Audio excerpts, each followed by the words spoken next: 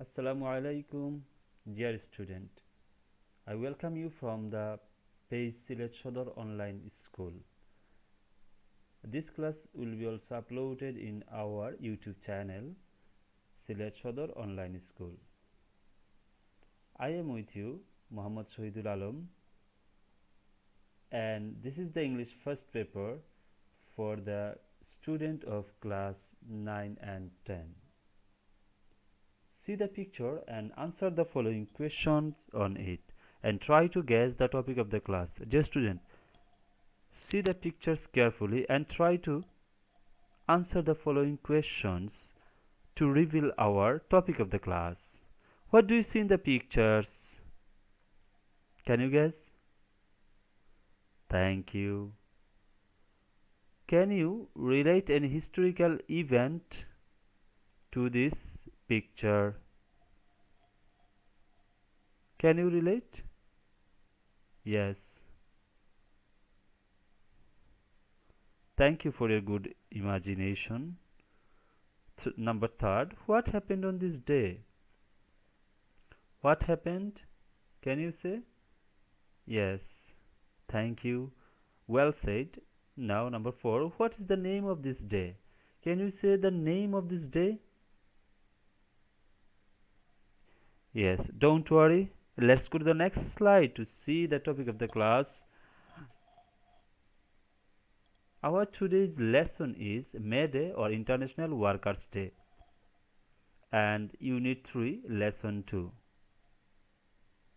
Learning outcomes. After we study this lesson, we will be able to talk about events and festivals, ask and answer questions, infer meaning from the text or context. Dear student, please open your textbook. Let's read the text B together at page number 31. I think you are ready to read the text, and please take a pen with you with the text is also okay. Let's go to the text. Please read. I'm going to read and you just listen carefully and also you can read it. May Day or International Workers' Day is observed on May 1 all over the world today to commemorate the historical struggle and sacrifice of the working people to establish an 8-hour work day. It is a public holiday in almost all the countries of the world. Since the Industrial Revolution in the 18th and 19th century in Europe and the US, the worker in mills and factories had been working a long shift, 14 or even more hours a day. On May 1st, in 1886, inspired by the trade unions, half of the workers at the McCormick Harvesting Machine Company in Chicago went on strike, demanding an 8-hour work day. 2 days later, a workers' rally was held near the McCormick Harvest Machine Company and about 6,000 workers joined it. The rally was addressed by the labor leaders. They urged the workers to stand together, to go on with their struggle and not to give in to their bosses. At one point of the rally, some strikebreakers started leaving the meeting place. The strikers went down and tried to bring them back. Suddenly, about 200 policemen attacked them with the clubs and revolvers. One striker was killed instantly. 5 or 6 others were insidiously wounded by many others were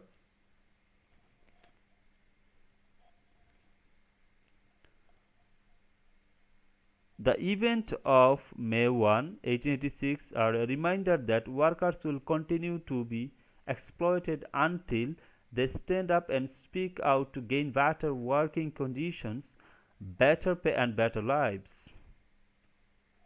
Dear student, this is the text and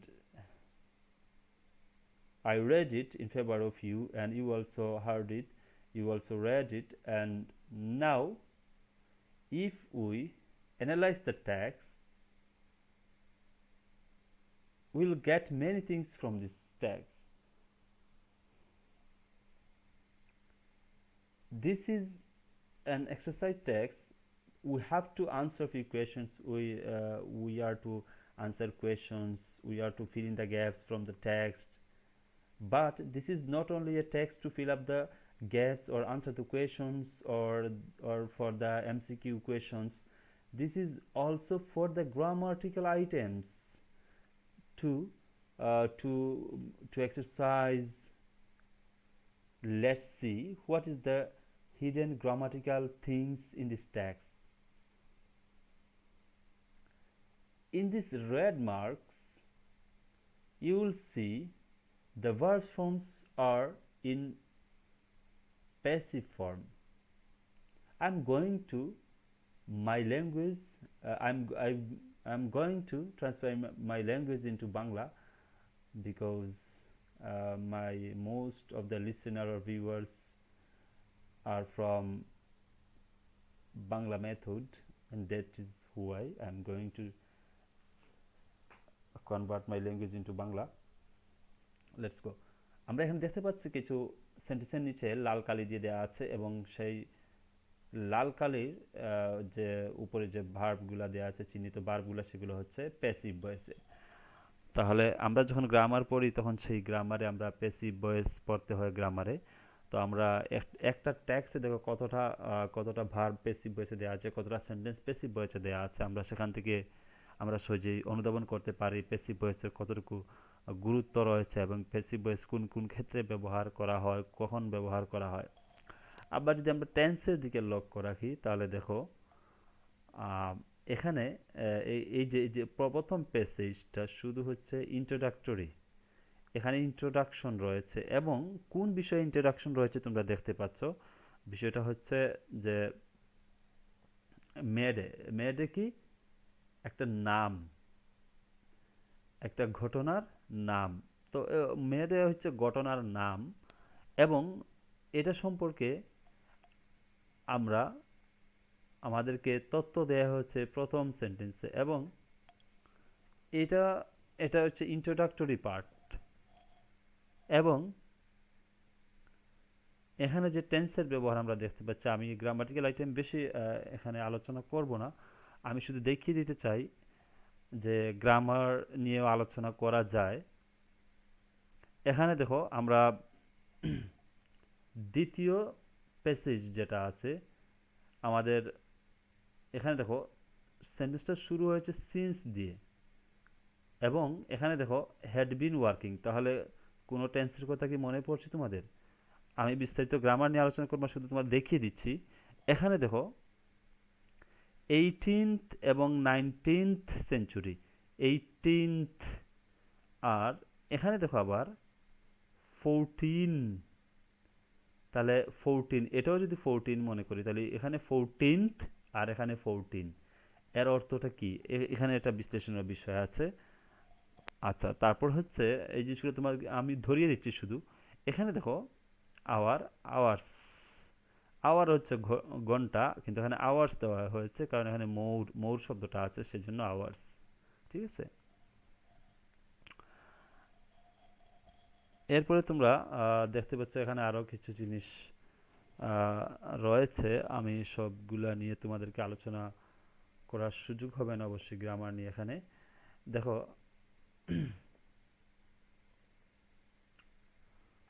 আমি দ্বিতীয় পেজে চলে যাব। হ্যাঁ, আমি দ্বিতীয় পেজে চলে যাই। এখানে দেখো দেয়া আছে, এখন আমি কিছু নতুন শব্দ, new words two be known.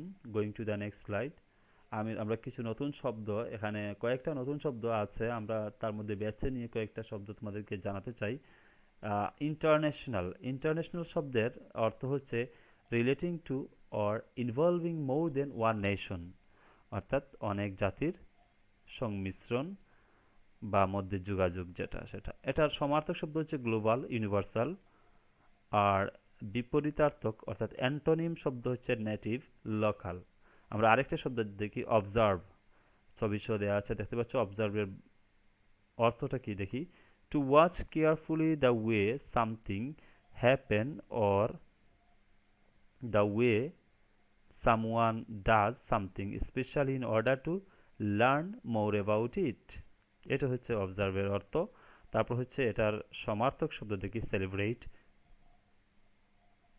Detect, discover, examine, inspect, look at, mark, monitor, note.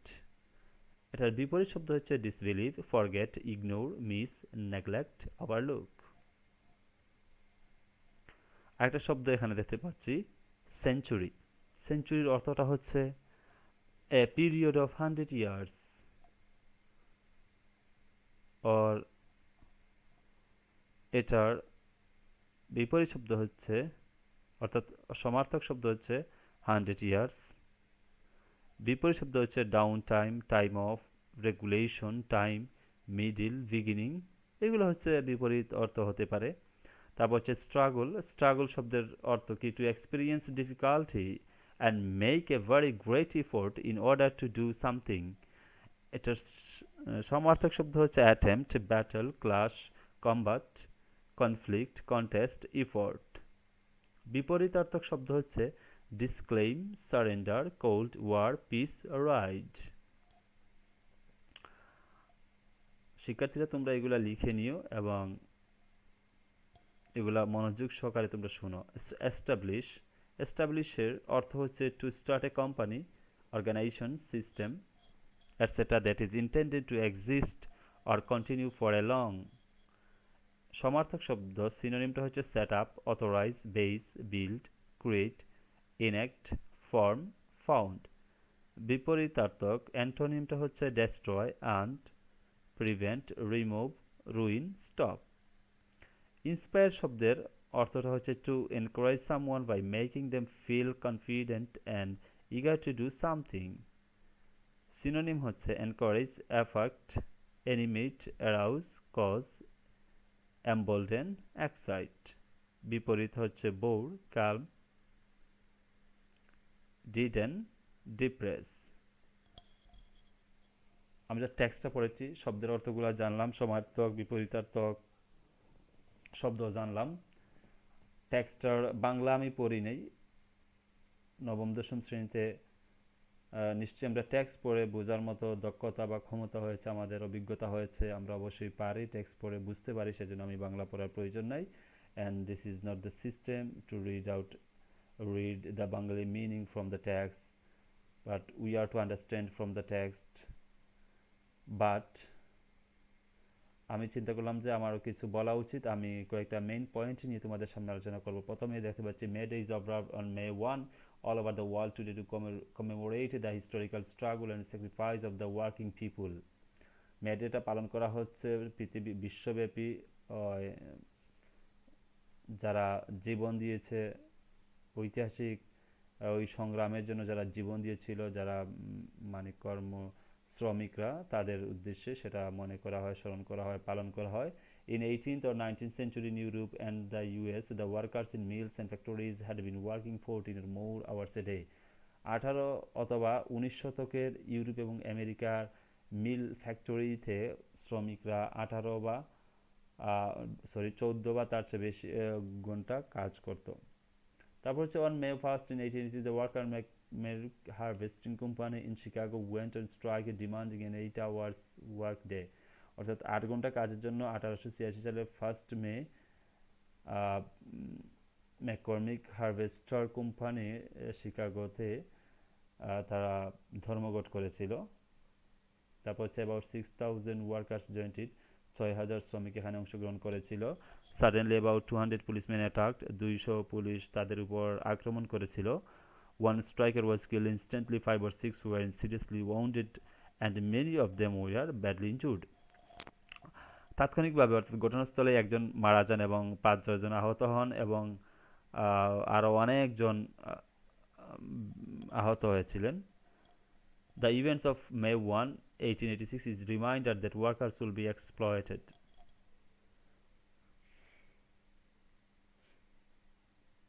1886 সালের 1 মে আমাদেরকে স্মরণ করিয়ে দেয় শ্রমিকদের দুর্ভাগ্যটা। Until they stand up and speak out to gain better pay and better lives. যতক্ষণ না পর্যন্ত তারা তাদের নিজস্বতা অর্থাৎ তাদের কোনো দাবি নিয়ে মানে দাবি আদায়ের জন্য একত্রিত না হয়, কথা না বলে এবং তাদের উন্নত জীবনধারার জন্য ইত্যাদি ইত্যাদি। তো আমরা এতক্ষণ ট্যাক্স নিয়ে আলোচনা করেছিলাম, আমি কিছু বাংলা বলার চেষ্টা করেছি, অবশ্যই ট্যাক্স পড়েই বোঝা যায় সহজভাবে লিখা হয়েছে ট্যাক্স। এখন আমরা ওই ট্যাক্সের আলোকে আরেকটা ট্যাক্স দেওয়া আছে, কিন্তু সেখান থেকে কিছু শব্দ তুলে নেওয়া হয়েছে, 5টা শব্দ দিয়ে আমাদেরকে শূন্যস্থান পূরণ করতে হবে। অবশ্যই তোমরা এটা শূন্যস্থান পূরণ করার জন্য তোমাদেরকে আমি 2 মিনিট সময় দিলাম, তোমরা এটা পড়ে তোমাদেরকে আরো সহজ করে দেই। যে শব্দগুলো বসবে সবগুলো হবে ভার্ব, শূন্যস্থান 5টা, শুধু ভার্ব বসে এটা আমরা পূরণ করি। Mina is a poor garment worker. She in a big garment factory in Dhaka. She in a slum with a few fellow workers. She work 8 hours a day. She does overtime to dash some more money to her income. If she can save something, she dash it to her father to dash the family.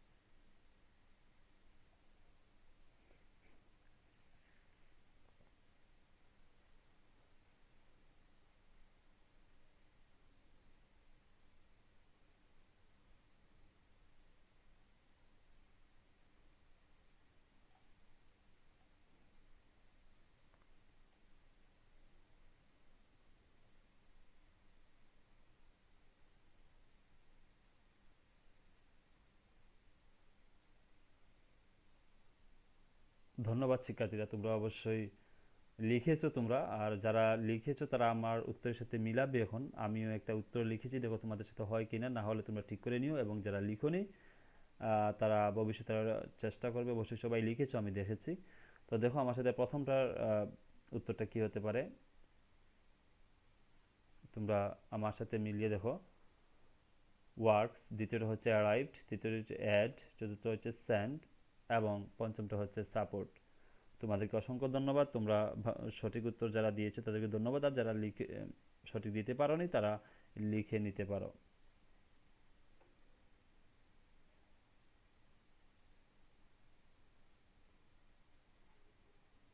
আচ্ছা, এখানে আরেকটা কাজ তোমাদের জন্য দিয়েছি। What does May refer to? What did the workers in Chicago go on a strike? এগুলো তোমরা মুখে মুখে বলবে। দেখো তো তোমাদের উত্তরটা জানা আছে কিনা বা তোমরা টেক্সট পড়ে বুঝেছো কিনা। What does May Day refer to? May এরপরের প্রশ্ন হচ্ছে why did the workers in Chicago go on a strike? কেন শিকাগোর শ্রমিকরা ধর্মঘট করেছিল? নিশ্চয়ই তোমরা তোমরা জানা, তোমরা যেহেতু প্যাসেজটা পড়েছো সহজে উত্তরটা দিতে পারবে। দেখো তোমাদের উত্তরটার সাথে আমার উত্তর মিলে কিনা। আমরা অবশ্যই অ্যান্সার দ্য কোয়েশ্চেন নাম্বার এখানে 2 দিয়েছি, যেহেতু আমাদের প্রশ্নপত্রে 2 নম্বরে থাকে সেজন্য আমি 2 দিয়েছি, গ্রুপ ওয়ার্ক এটা। প্রথমটা দেখো, May Day refers to May 1 in 1886 when the workers laid down their lives to establish an 8 hours work day. দ্বিতীয়টা হচ্ছে the workers in Chicago went on a strike to establish an 8 hours work day. তাহলে এরকম না তোমাদের সাথে? আমার উত্তরটা মিলেছে তো? হ্যাঁ, আমার মনে হয় মিলেছে। তোমাদেরকে ধন্যবাদ, তোমরা ভালোই ইমাজিন করেছিলে। এখন আমরা একটা হোমওয়ার্ক নেই, বাসায় বসে বসে আমরা পড়ি। Read and write a paragraph on মেয়েদের, মেয়েদের সম্পর্কে একটা প্যারাগ্রাফ তোমরা পড়বে এবং পরে লিখবে। তো সিলেট সদর অনলাইন স্কুলের ইংরেজি প্রথম পত্রের একটা টপিক নিয়ে আলোচনা করার চেষ্টা করেছি। তো তোমরা আমার এতক্ষণ সাথে ছিলে, তোমাদেরকে অসংখ্য ধন্যবাদ। এবং তোমরা আমাদের অনলাইন স্কুলের সাথেই থেকো, ভালো থেকো, সুস্থ থেকো। আল্লাহ হাফিজ।